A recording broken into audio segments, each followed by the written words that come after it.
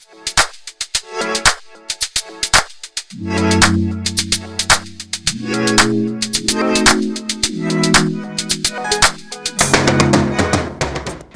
and welcome back to the Fast Forward podcast with me, your host, PitStopNic. And today we have a very special guest as we will be doing our 2025 Formula One Awards. So, Ed, would you like to introduce yourself, who you are and what you do to the audience?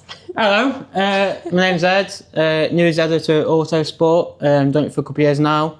We've known each other for years and years and took you this long to get me on, so it's about time. Hey, I only started this podcast a few months ago.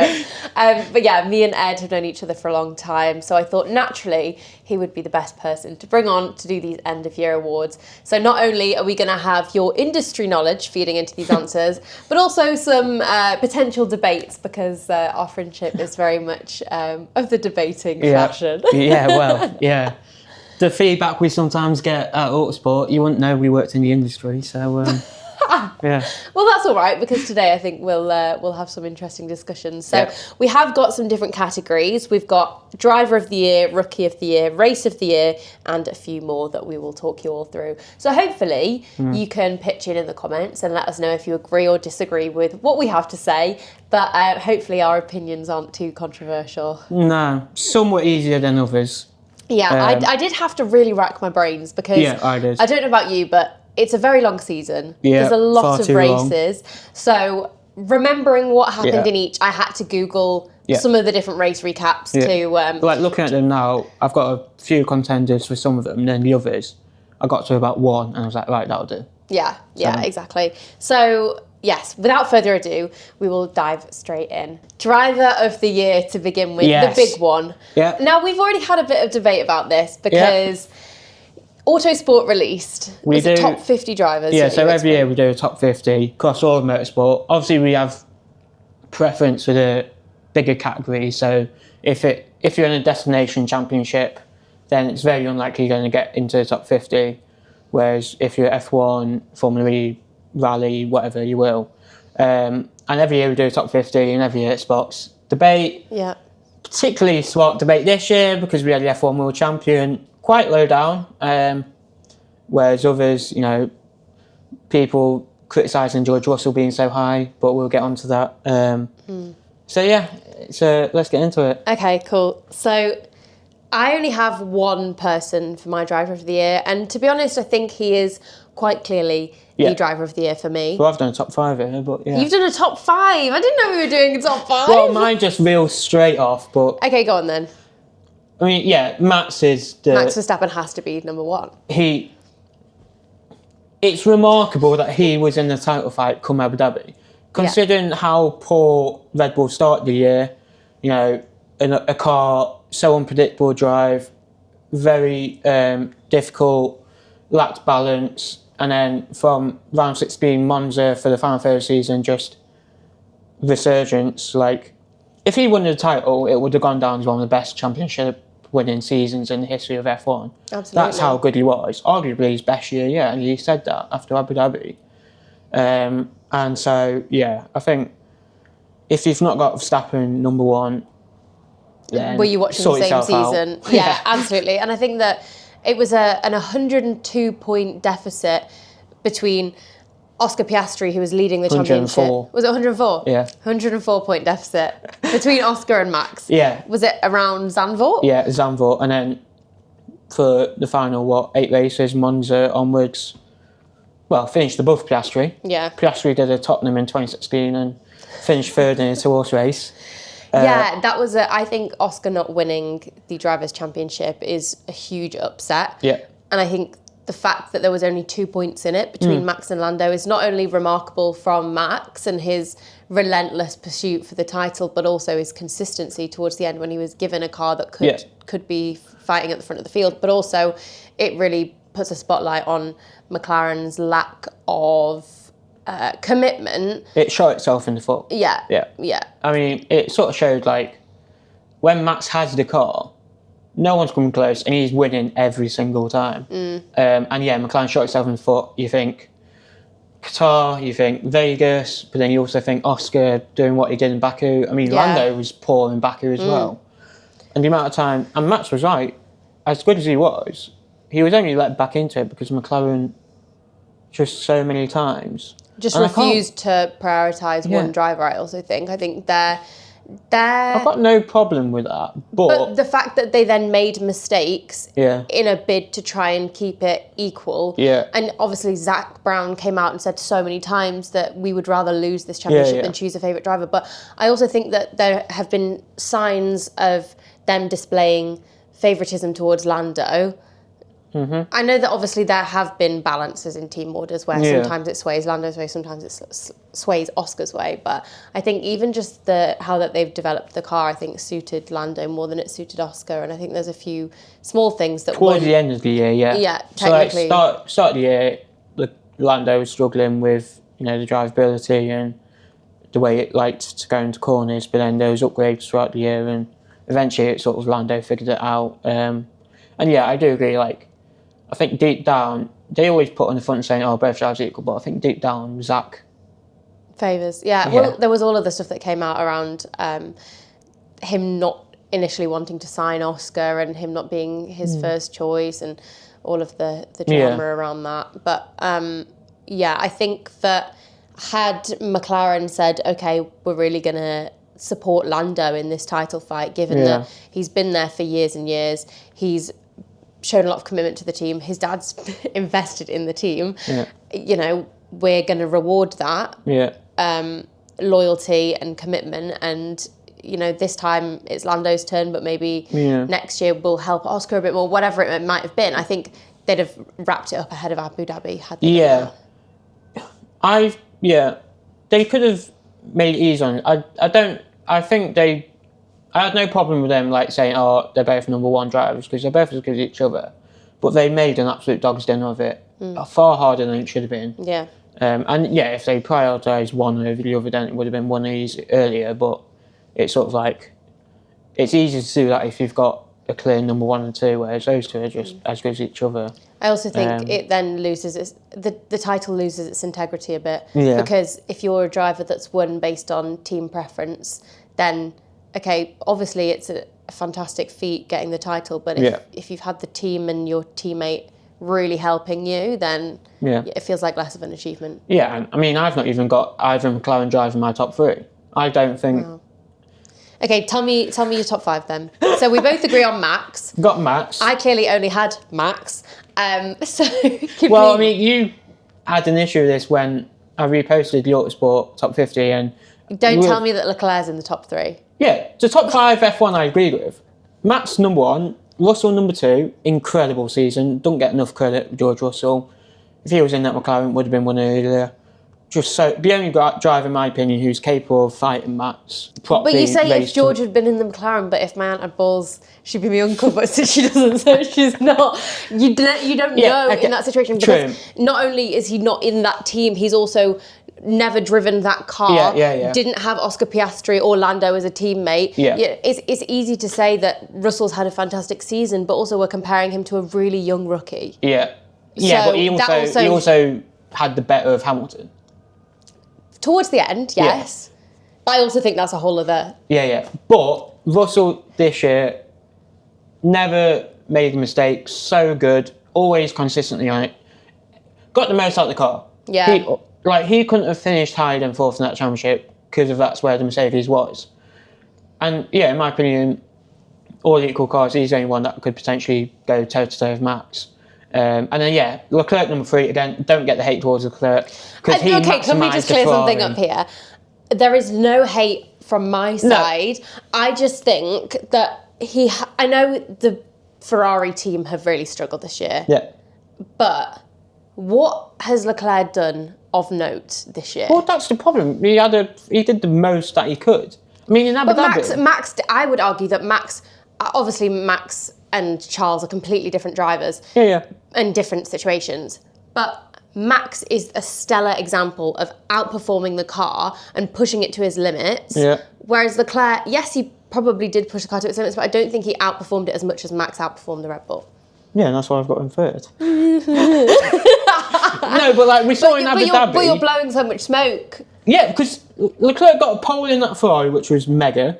In Abu Dhabi, the way he was able to keep on the toe of Lando. But he wasn't, though, because after the second stop, he was falling away. We all thought he was going to catch him, right? We all thought, okay, Charles really has a moment here, and then he did nothing. Yeah, there was, and he wasn't even in the dirty air, really. No, but that's also track hard to race at, and McLaren being the rocket ship it is. And Leclerc, throughout the whole year, always had the better of his teammate. You know, we say, oh, Hamilton got the sprint win in China, but then in the Grand Prix, Leclerc had the better of him. So I can't really work out what weekend Lewis truly had the better of him. Whereas in the McLaren, there's no way you can say that Lando or Oscar truly maximised their car. They could have got so many more points than they did, or more wins than they got.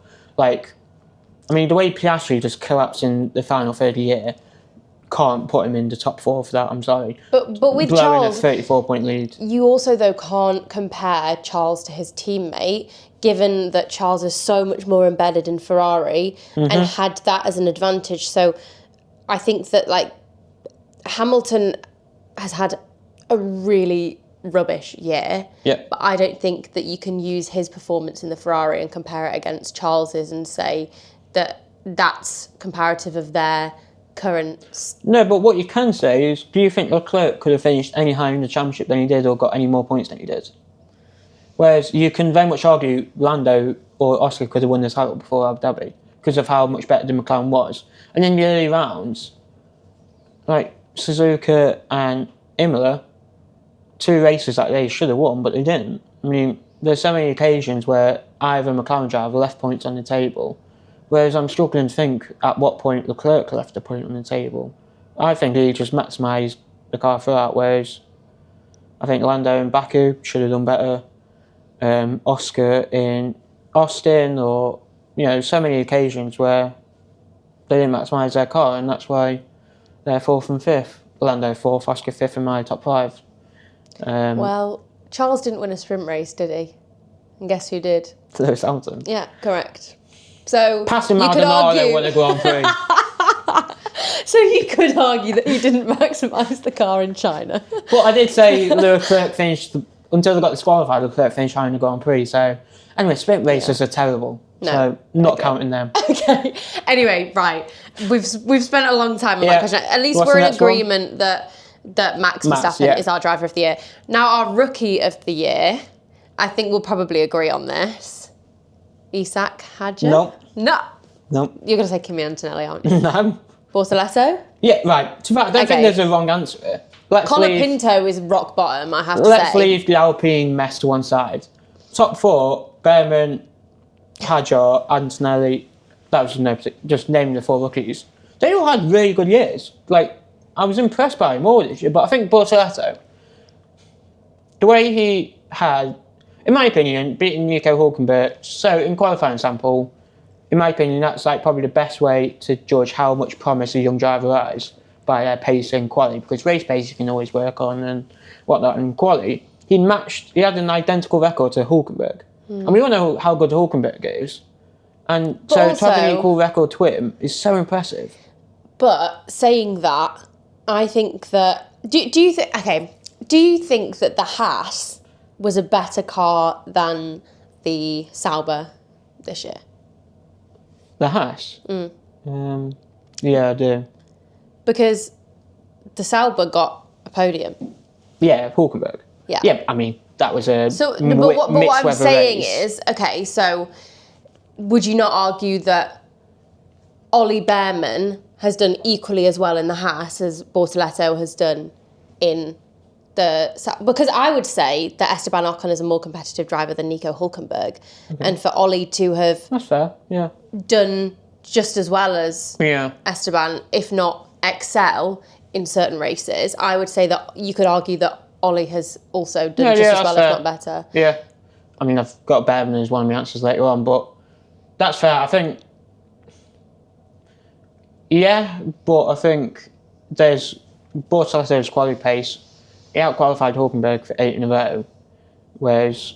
I mean, yeah, most people will say Hadjar, so I'm just trying to be a bit different here. Yeah, well... But Hadjar's a fair. Hadjar, I think, outperformed the car. I think Antonelli was too inconsistent. I agree, and I think that he did have moments where he struggled. But obviously, like we say, Russell is a fantastic driver. Yeah. So if you look at the head-to-head stats, Russell absolutely blows him out the water, which is to be expected. So I think had Kimi been paired with maybe a more inconsistent driver, someone that hadn't maximised the car as well as Russell did, maybe we'd have him down. But I think that given the stats, you just can't really put his name in there, even though he did get a podium.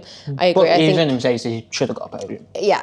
So Isak, I think 10 points finishes. Yeah, fair. In a V-carb. Yeah. Really solid, especially given how strong the Williams has been in certain races. I think to have got so many points finishes when you've then got another quite competitive midfield team, I think is quite good. And also he out-qualified Liam 16-6. Hadjar was my surprise of the year. I remember at the start of the year saying, he's just keeping the seat warm for Lindblad in 26. Yeah. How long ago was he's in the Red Bull? Agree. I put him as biggest flop in my predictions. Because nothing he did to get to F1 to me screamed notable.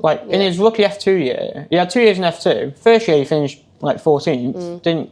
He got one win, which was a sprint race, and it's partially reverse grid, so it's like winning a sprint in F2 is not actually that impressive. And then second year lost to Bortoleto, who was a rookie. And then in his FP outings before getting to F1, Hadjar, I remember at Silverstone just wasn't really that impressive.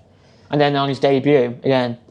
But I guess F1's such a different ballgame to F2, and we've seen the likes of Ollie Behrman in his F1 debut in Saudi when he stepped in for Carlos last year, immediate points finish, he struggled with Prema in F2. Whereas the amount of drivers who've done well in F2, like Mick Schumacher or Nick de Vries, and then just... So I don't know how reflective it is, especially the difference in power steering and, different setup of races and formats and things. I think that F2 is no longer a huge reflection on how well a driver might do in F1. So I think it is definitely interesting, and it's interesting that so many drivers are no longer getting to F1 or even a look in as F2 champion. But, Lindblad finished 6th, 7th in F2 this year, and he's straightened up racing balls next year.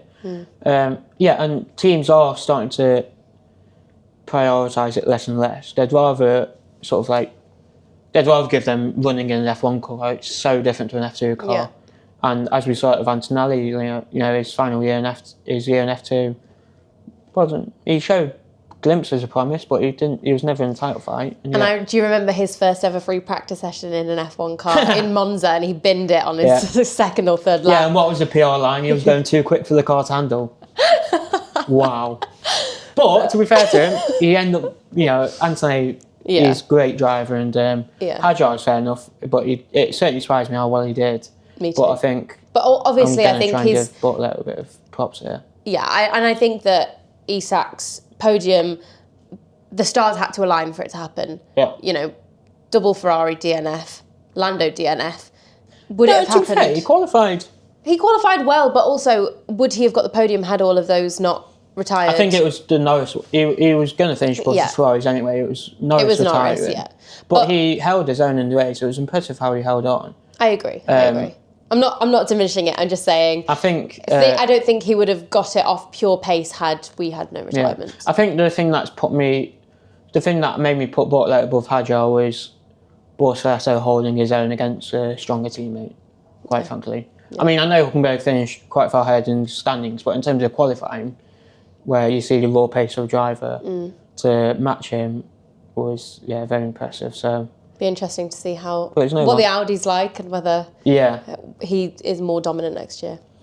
Yeah, I'm sort of expecting more of the same. Well, quite frankly, 26, don't really know what's going to happen, but they'll probably be midfield again, but he's only 21, so go from there. Yeah.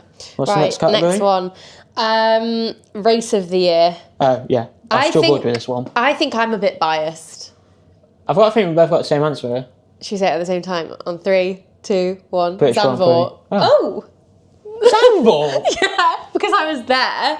And I felt as though because it was full of twists and turns and surprises, very early on we had Liam Lawson, Carlos Sainz collisions. Well, that was something, had, because obviously we had spits of rain that then meant that it was very unpredictable where the wet spots were going to be. We had seasoned drivers like Lewis Hamilton, Charles Leclerc slipping at that same banking. We had Lando engine failure, power unit failure. And it was the race we all thought Piastri won the title. Yeah, and because that was his last win of the season, that's a mad. surprise podium for Isaac. I think that for me was a race full of action, excitement, and I really enjoyed it. Fair enough. I mean, I remember I was doing this for something else earlier in the week, and firstly, I was shocked at how much I forgot. Yeah. Far too many races. I actually had to remind myself, oh wait, that happened then. And I was surprised at how many races, looking back, were actually pretty boring. Yeah, Like, so there were so many that you could genuinely just have a nap in the middle, wake up for the last 2 laps and have not missed anything. Yeah, and the one sort of like that came to mind, only something mildly interesting happened, and I was like, actually, could that be it? Like at Imola, we had Verstappen's overtake on lap 1, nothing else for the rest of the race, and I was like, wait, could I put Imola here? But then, no, I couldn't. Like, which is why I put Zandvoort, because it had so much. Yeah. Because it had so many different elements, and I think also for a casual viewer, that will have been one of the exciting races, because it's people that don't love F1 in the way that we do, where we're unpicking the strategy and we're watching it to see who undercuts who, and you know what I mean. Whereas for a casual fan, that I think would have been the most interesting race. Basically, I think Silverstone had all of Zandvoort and more. It had a surprise podium, Hulkenberg. It had mixed weather, you know, going from intermediates to slicks, and where strategy was king. That's how Hulkenberg got his podium. But do you not think your British bias is playing into this? No, I do not. British bias, but I had Lando Norris ranked 4th. No, because we had a surprise podium in Hulkenberg. We had a surprise mistake from Verstappen spinning behind the safety car. We had Piastri handing Norris the win by his mistake behind the safety car, you know, where he slammed on the brakes, 10-second penalty. Yeah. We had a home win, which was interesting to see. We had a great pole lap from Max the day before. I just thought it was a really good race. It basically delivered everything. I mean, I can't remember last time we had a poor British Grand Prix. I was about to say, Silverstone always delivers on action, excitement, surprise, penalties, podiums. Middle of July, but we still get rain. Yeah, so, I always think it's a I don't think I've ever been to Silverstone and not be raining, so that's also something. I have, but it's always windy. Always ferocious well, winds. It was an airfield, so but British Grand Prix was the only choice for me. Radio message of the year. Now, this for me, there was quite a lot that I'd forgotten about. Yeah, but I had to do a lot of research. There's a clear winner for me. Same. But I don't think you'll be expecting this because so many people hated it. You'll see. Okay, so I'll start off with a special mention, which is Alonso's "If you speak to me every lap, I'll disconnect the radio." I don't remember that one. Do you not? Okay, let me play it. It is so funny. Which race? Oh, God, you're asking me now. I don't know. 34 to go. If you speak to me every lap, I will disconnect the radio. I expect that from him. I feel like Alonso has had so many iconic radios over the years, but that for me just made me laugh so much. But this is your honourable mention. That's my honourable mention. Okay, another one. George Russell, I've got a car in my arse, talking about Oscar behind him.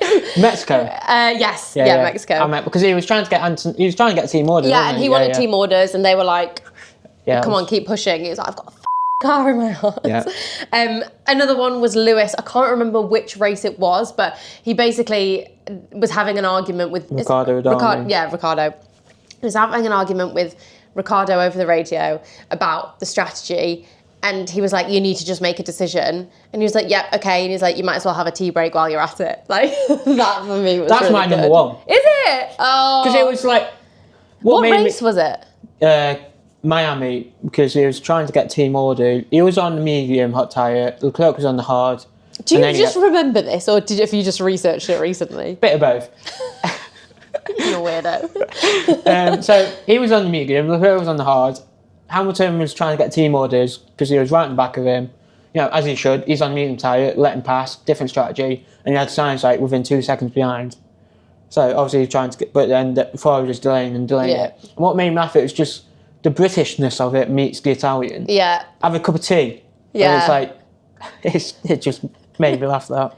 And then this is my winner, radio message of the year.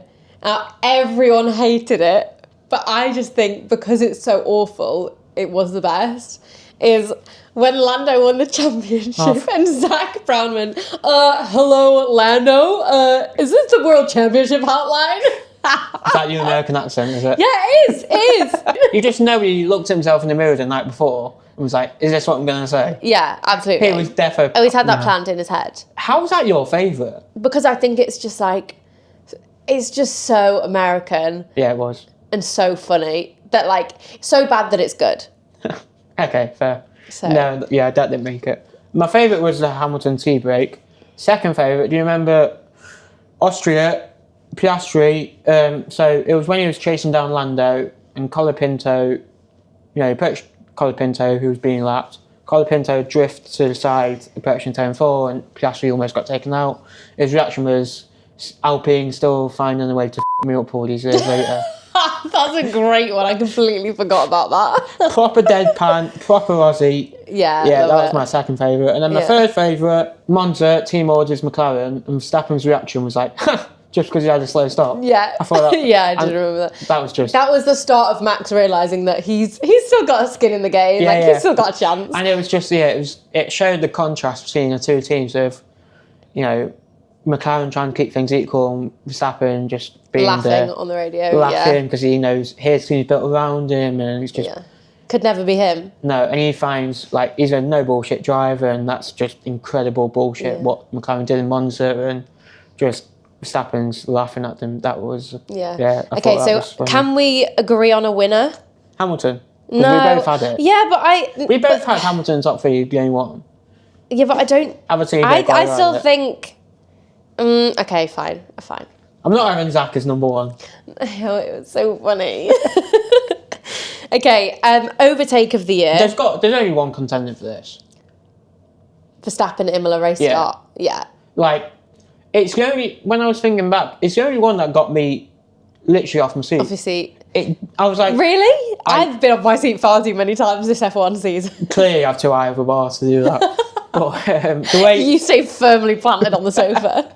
Yeah, it was on this occasion, because watching it, at first you thought, oh wait, Matt's going to lose a couple of positions here. And then suddenly, while everyone's Late braking, turning in, insane. you suddenly just see him keep going. Dive forward. And yeah.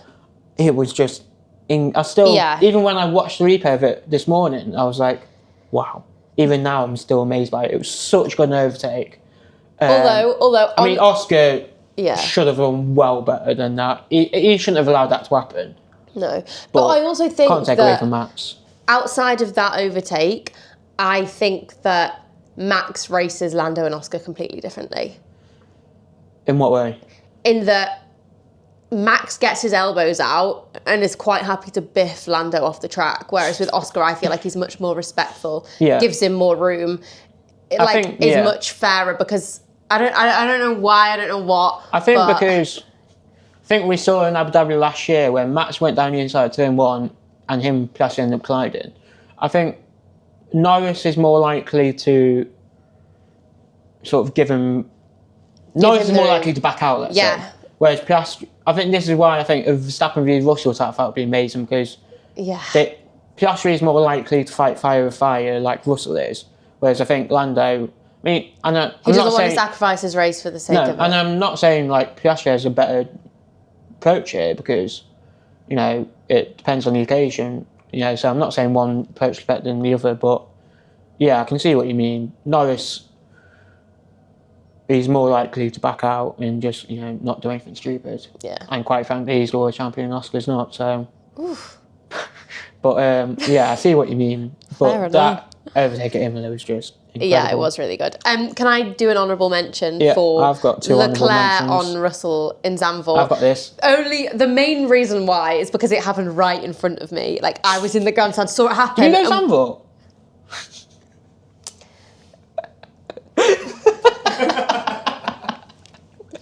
Sorry, start again. No. No. Go on, it happened right... Go on then, give me yours. No, but you weren't there for them to happen. Start again. But they didn't happen right in front of you. It happened right in front of you. Go on, sorry. It happened right in front of me. I got out of my seat for it, naturally. Yeah. Leclerc literally threw the gravel to get the overtake done. And it's the way he started it on the outside of the corner before and carried it through. Yeah. It sort of reminded me of something I'd try and do in the F1 game where you just bash into them. And it's like, right, try and keep it on the inside, but if you touch, whatever. Yeah, it was and he managed good. It was proper racing. Though, Yeah, it so, was. It was a really good overtake. So Yeah. I agree with you there. Leclerc on Russell. They're the overtakes I love, where it's like you're on the outside and then there's another corner in quick succession. You make it stick, and it was just the way he got his elbows out. That's probably why I do like drivers like Verstappen. Where you just get your elbows out. And talking about getting your elbows out, my other honourable mention was Piastri on Hamilton in the wet at Melbourne. Yeah, I was about to say in Australia that was a fantastic overtake. That was mega. It's not. I don't feel like we see as many around long corners that aren't aided by DRS, and that was a pure pace, pure exciting. So Well, wheel-to-wheel racing this year has not been amazing, but those two did stick out. So yeah. Next up, we have livery of the year. There is one standout for me, but I know that you've only done. You better not say Sauber. I'm not. Okay, good. Why? What's your beef with Sauber? Lime green.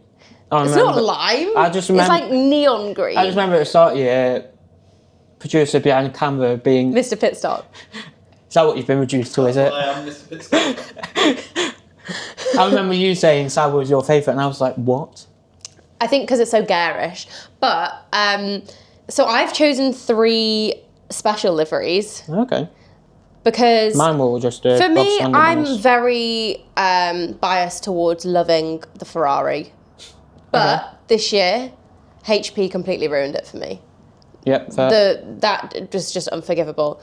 So, I'm going to give you 2 and then I'll give you my favourite. So, the Haas in Japan with blossom all over it. Yeah, I remember that. That one. Yeah.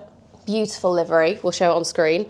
Another one is the Miami V-Carb, bright pink.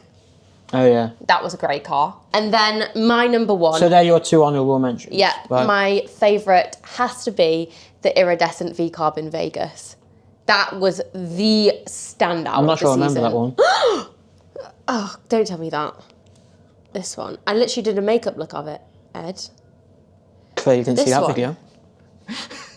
Yeah. And it shone under the lights. Yeah, fair. Yeah, absolutely gorgeous. 10 out of 10, no notes. But what was your favourite of the bog standard ones? V-Carb. What, even their original? With the little balls. Yeah. No, as in like of just a Yeah, race. just the standard. Oh, okay. Yeah. Yeah, I had that second. My favourite was the Mercedes one. Really? Yeah. I don't know why. It's Like just silver car. the silver and the black. And I just thought the Mercedes was beautiful. Racing Bull's second, the white and the blue. Yeah. I mean, I missed the old Toro Rosso liveries, but I thought that Racing Bull. And then I couldn't decide between Williams or Aston Martin for third.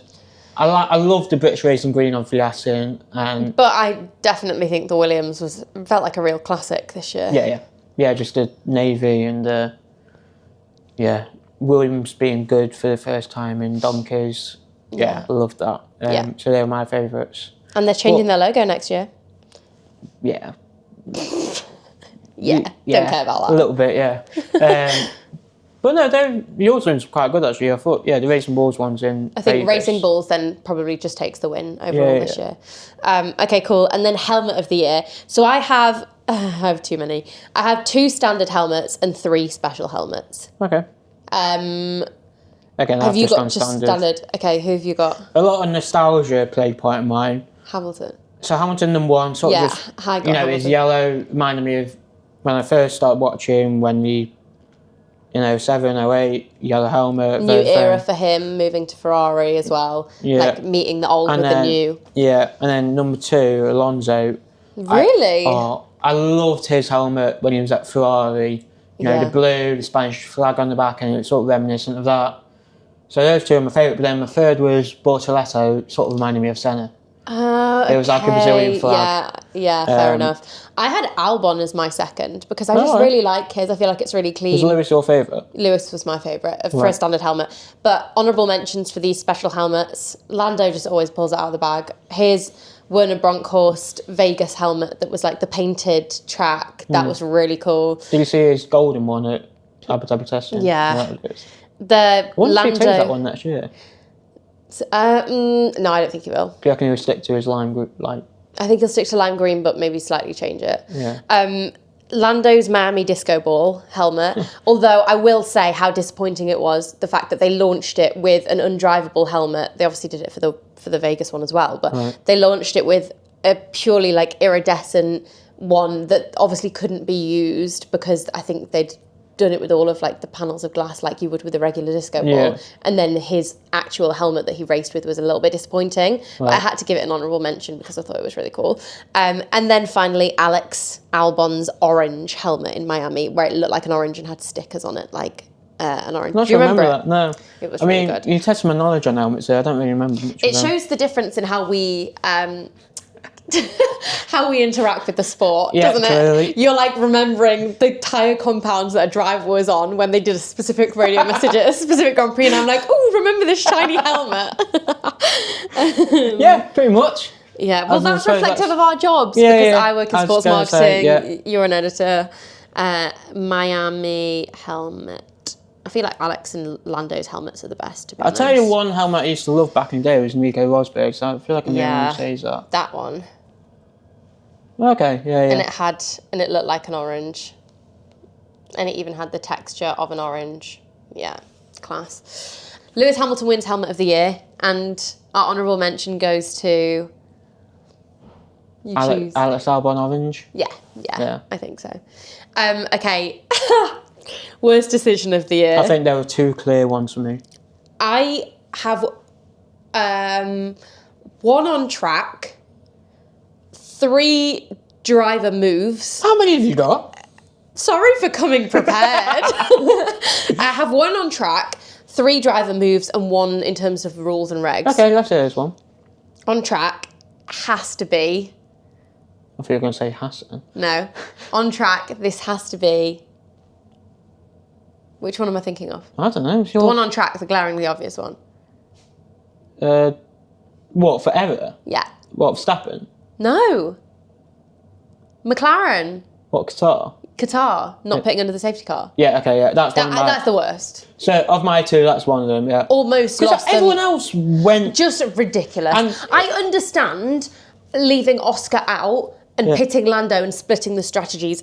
Not great, but I would have understood it. But leaving them both out was just ridiculous. And it's the way I remember Will Joseph telling Lando, everyone else has lost their flexibility now because there was that tyre stint. Except maximum- literally nothing else happened. No, so it was the most boring race. they didn't need any flexibility. You didn't need... It was not rocket science. Just pit under the safety car and you were within the window of not having to... Because there was a 25-lap stint limit.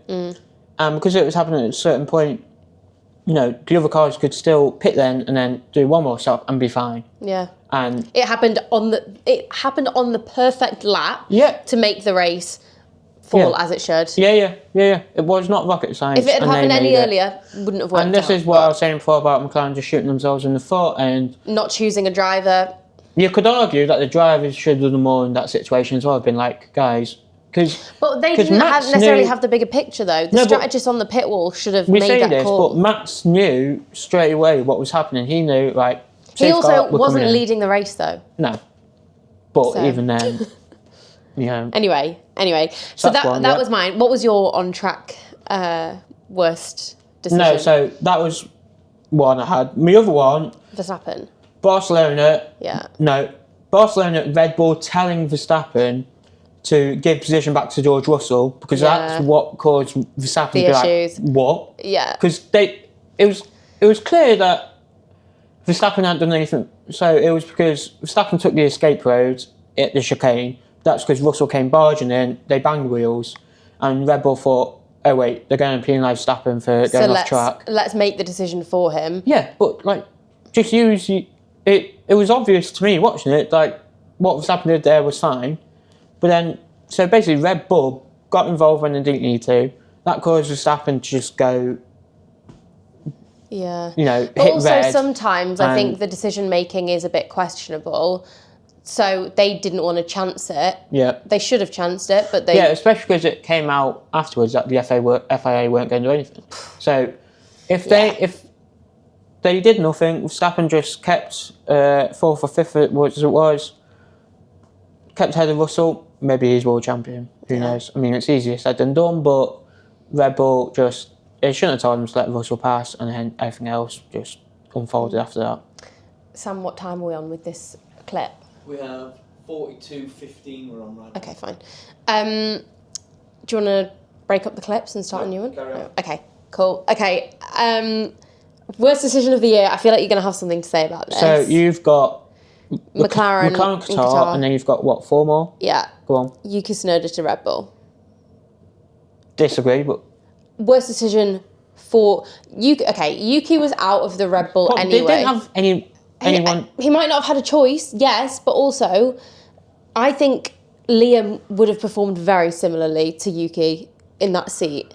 But them choosing Yuki to go in the seat has ruined Yuki's prospect for the future, because now everyone has a bit of a recency bias. They only remember him in the Red Bull. Yeah. People aren't going to remember him for some of the great races that he had with Alpha Tauri, etc. So people say, 2 races was harsh for Lawson. Yes, but it was so obvious that it just wasn't. He shouldn't have been put in there in the first place. It was obvious he wasn't good enough to get to Red Bull seat to begin with anyway, because he was so young and he hadn't... Inexperienced. To me, he hadn't done anything special to warrant it. No. He basically just was mislead you will do rather than mislead right and sort of thing.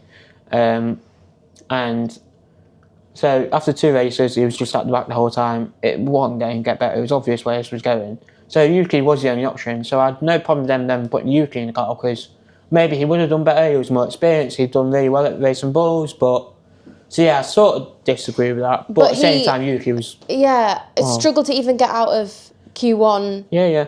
In qualifying. I think even if he struggled to score points even. Yeah, I think Yuki would still be out of F1 had he stayed in racing bulls. I agree, but I also then think, had he had a brilliant season with VCarb in 2025 for the entire year, people might then have considered him more when a seat does open up at the likes of because he was never going to Cadillac, whatever. They were never going to keep him at the never going to keep him within the Red Bull group, but because he'd been there for so long. I think now that he's had this year at Red Bull that was so difficult, people aren't now going to consider him. So it is a sad end to his career in F1. I think. Reserve driver next year, IndyCar 27 or something. Colapinto to Alpine.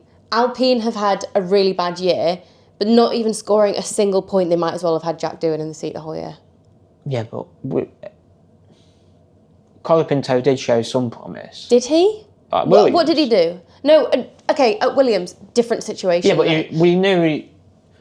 we all knew that Doohan wasn't cut out for it, and so it was like, right, we'll get our reserve driver in who might be better. Do you not think Paul Aaron would have... No, because Colapinto had already proven that he can do it in F1. But completely inconsistently. Whereas Paul Aaron was untried and tested, so... No, I don't think... Paul Aaron would have been a bit of a weird one, whereas Colapinto sort of makes sense. I mean, it's quite clearly very favourable decision-wise from a sponsorship money perspective. Yeah. I mean, I thought Tsunoda would have been a good shout for that seat next year. Yeah, me too. But so keeping Colapinto next year was a bit... questionable. I'll also think that, Pierre and Yuki is a stronger lineup than Pierre and Franco, but... Yeah, maybe Lawson for Alpine 27 or something. Maybe. We're going to have to just discuss this really quickly. Go on. Because it could open a whole other can of worms. Lewis to Ferrari. Okay, let's move on. Let's not talk about that now. That could be another episode. And then the fastest lap point removal. Wait, do you think he should have stayed at Mercedes? Yes. Do you? Yeah, but Nah. I think Russell... Let's discuss this another time. And you disagree with the bonus point being removed? Yeah. No, I don't. I do. No. Because it was such a farce. The only reason why I disagree with it being in place is when there are 2 teams under the same ownership on the grid that can then manipulate points, as we've seen. But then you can also do that with a teammate. We've also, obviously, we've seen it happen in the past, but I think it makes it more interesting. Yeah. But it was a bit of a farce how just like the guy in like 4th had a pit stop behind him. It shakes things up a bit. They can then pit and risk fastest lap. Makes the end of the race more interesting. It would be interesting to see who would have been world champion this year had Exactly, because Lando only won by 2 points. Anyway, unsung hero. I have 3. I've got 3. Shall I do my honourable mentions first? Go on. VCarb social media team. I didn't even think of that. And that's why I work in marketing and you don't. Why? What did their social media team do? They have made that team so likeable. Okay. And for a second team that has historically been who supports AlphaTauri, who supports Toro Rosso, not many people have followed them. And now they've added so much fan engagement, personality. I tell you what has been striking to me is the way you called them VCarb after their title sponsorships. And I'm like, I hate title sponsorships. So I'm like, no, it's racing Talent balls. sponsorships. Title. Oh, title sponsorships. Well, I call them VCarb. Yeah. And I was like, no, it's racing balls. And it's like, I see what you mean, actually. Yeah, the marketing and... I think they've done a fantastic job. Because I was initially like, ridiculous name. Yeah. Like, it's not that notable. Like, if you're going to follow someone from Red Bull, you're going to follow Red Bull themselves, not their second team. But now I think there are a lot more fans of VCarb. Okay, go on. What's the other one? Williams strategy team. Okay. I mean, you can tell their team boss isn't that strategy. Yeah, exactly. But I think James Vowles gets his flowers, which is why I think, okay, it's all good and well having a great team principal, but if you don't have good race engineers and strategy to back it up, then you're not going to be successful. So I think they've done a fantastic job of getting Williams back to the top of the midfield. Mm-hmm. I'm excited to see where they can push it to and see when they get there. I'm finally a driver pairing where both as good as each other. And competent. Yeah, you've not got Logan Sargent in second seat. No, or Latifi. Go on, what's your favourite? My favourite is Laurent Mekies to Red Bull to bring them back into the title. Is he unsung? Yeah, I think he is. Yeah. No, I don't. People really haven't spoken about the obviously I think it's due to a variety of factors, but the swap from Christian Horner to Mekies I think has been huge. Yeah, that was instrumental. Yeah. And it's basically brought a unity back to the team. And Laurent Mekies has been amazing. But I thought about it. I was like, I think he's had the plaudits he's deserved. Like, we've done a lot of stories on Autosport. Maybe that's me just not seeing it enough online through social media. But Laurent Mekies, brilliant. Yeah. I have got team principal as honourable mention. Honourable mention, Jonathan Wheatley. Yeah. Came into Sauber for this year. Completely turned it around compared to last year. They were terrible last season. 4 points scored. Joe Guanyu, Valtteri Bottas, finished bottom. This year, I mean, finished next to bottom, but they got 70 points. They got a podium. Everyone thought Sauber would just be more of the same this year, but they were actually so much improved. And Jonathan Wheatley, the way he's managed his drivers, and he's been lining up a team principal role for years, and so the job he's done at Sauber, fair play to him. Yeah, and I think he's going to take it to new heights with Audi. I really do. And then the other honourable mention was Pierre Gasly. Q3. Explain. Well, firstly, he's managed to get it. Led Alpine. I mean, that Alpine car has been so bad, and to actually get the amount of points that he got, and Q3, I think 10 times. Yeah. In an Alpine, in the by far the worst car on the grid, he's done everything he could do. And do you know what? Also, not really complained. No, he signed a long-term contract this year. I've not seen that much negativity from him.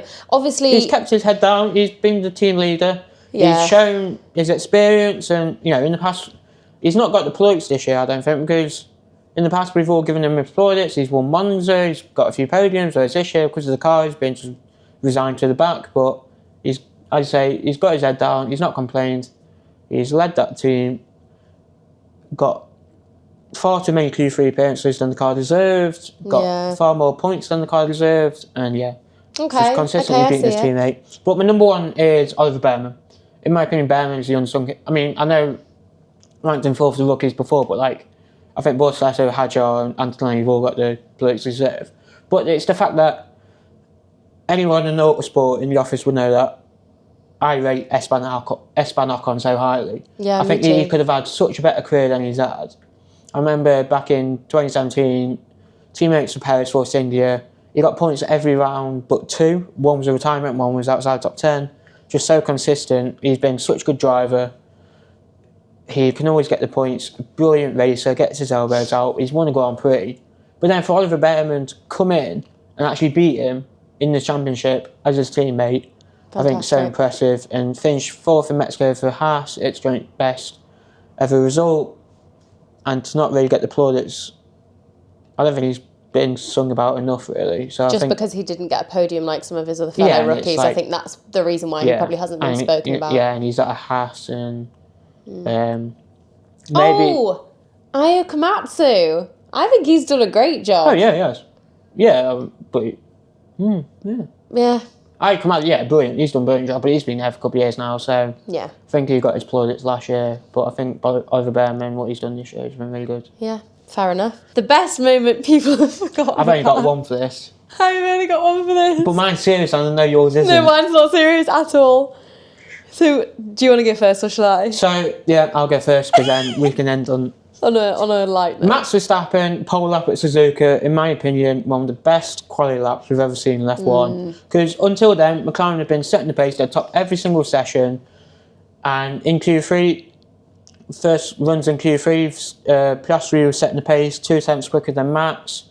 And then right at the end of Q3, Max got a great exit at the final corner, started his lap brilliantly. Then purple sector after purple sector, solid final sector, to out of nowhere stun the McLaren pair and get a pole at Suzuka.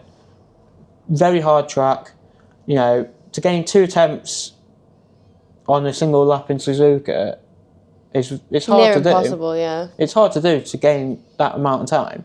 And so the way Verstappen did that while in an absolute spots like the Red Bull was at the start of the year, sorry for swearing, and with the McLaren rocket ship, yeah, I think Verstappen pole lap, one of the best I've seen, yeah.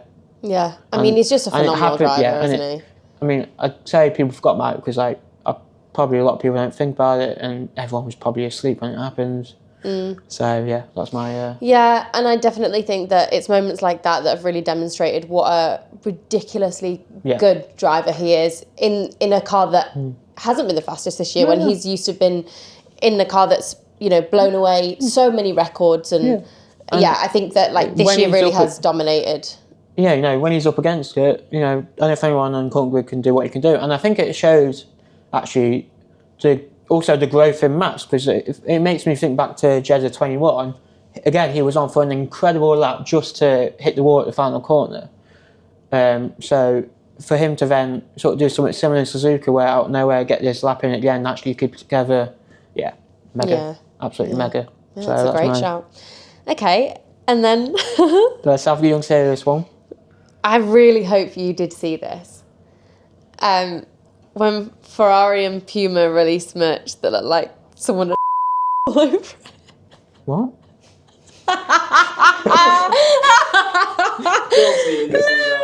Oh my god, do you not remember? Do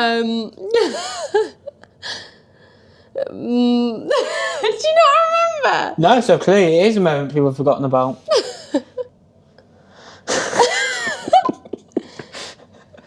Not a fan, Ed. How bad is that? Very bad. Yeah. When was this? That was like early in the season, Oh, maybe God. like March, April. I was not time. expecting that. Okay. Yeah, really bad. Can't believe we moved on from it so quickly. And I think that was a real highlight. I for didn't even me. know that happened. In terms of like, how has this got through multiple levels of sign off and no one's flagged it as an issue? I think it was to show champagne spray. What was it? Yeah. Okay. In one of Ferrari's worst seasons. Kind of ironic, but... Can't imagine that being one of the marketing campaigns you do. No, definitely not. Could never be me. Anyway, anything else that you'd like to say on this season before we wrap up? Bring on 2026, where hopefully we have a bit more spice in the title fight. Yeah. I'd love a Russell v Verstappen title fight. In my opinion, Russell is going to be world champion next year. You heard it here first. I mean, I think Lando and Oscar are great. I don't think Lando's keeping the number one after next year. No, I mean, I guess we don't really know what's going to happen with the new rule set, but I think the Mercedes power cars will start off stronger. You know, I think the way Red Bull new power unit would be a bit tough then, but Mercedes, I can see George Russell doing it. I think it'll be his year, and Russell in the title fight against Lando or Oscar, I think he's got it. So hopefully it'll have the spice that we only really got at the end of this year with the title fight. So, yeah. Yeah, fair Verstappen sort enough. of saved the title fight, in my opinion. I think that, yes, it'll probably, Max almost definitely will be in the title fight. I don't think, Yeah. I think regardless of the Red Bull power unit change and the Ford That's fair. integration, Yeah. I think that he's still going to be able to maximise whatever he has to work with, whether it's a struggle or not. Who that person that he's fighting with is, TBC. I think it could very well be George. I'm interested to see how Isaac does. Yeah, I completely agree, because I think that it's a sink or swim situation really with Red Bull, and I think that he's shown grit and determination and put in some great performances, but can he step up to the mark when put side by side with one of the best drivers of the generation? Don't know. Yeah, we'll see. And I think what will be better for him is that Red Bull have always said since Mekis came in that they're going to build a car more drivable for both drivers rather than just Max. So it's the most sensible thing, especially with the new regs. I think it's easier. They're starting from scratch anyway. anyway. Because we've seen, like, as good as Max is, you need both cars to win a Constructors. Like, Max won the title in 21-24 and Red Bull didn't win the Constructors. So, yeah. And really to help win the Drivers' Championship as well, because Yuki, we saw, he... Oh, that was pathetic, wasn't it? Yeah, so if you've got a competitive driver in the second seat, that can help even more. So. I remember the other day watching back his defence of Norris, and he almost took Norris out of the race. This was in Abu Dhabi. And pushed him out into the gravel, got a penalty. Yeah, it reminded me of when Perez, to be fair to him, you know, I gave him a lot of stick towards the end of his career, Red Bull career, but in 21 Abu Dhabi, where he held up Hamilton, Max was truly lacking that in the final races this year. Because Yuki was just not fighting Lando, he was fighting Franco Colapinto, so... And with that, thank you so much for joining us. Thank you for giving your expert thoughts. And won't go that far. Yeah, well, you literally are an editor journalist within motorsport, so give yourself the credit. I hope you guys enjoyed. Let us know your thoughts in the comments. Do you agree or disagree with any of our slightly controversial points? Yeah, most definitely, because the world would be a boring place if we all had the same opinions. So with that, thank you all for watching this year. You can follow Ed at... Autosport website. Are you Edward Hardy or are you Ed Hardy? Ed Hardy. Ed Hardy. Yeah. So Ed Hardy at Autosport. Yeah. You can catch all of his written coverage and contributions over there. And hopefully another appearance on the podcast this time next year. Should we make it a yearly thing? Might as well. Might as well. All right, have a lovely Christmas, New Year, end to the year, and we will see you all very, very soon. Thanks, guys.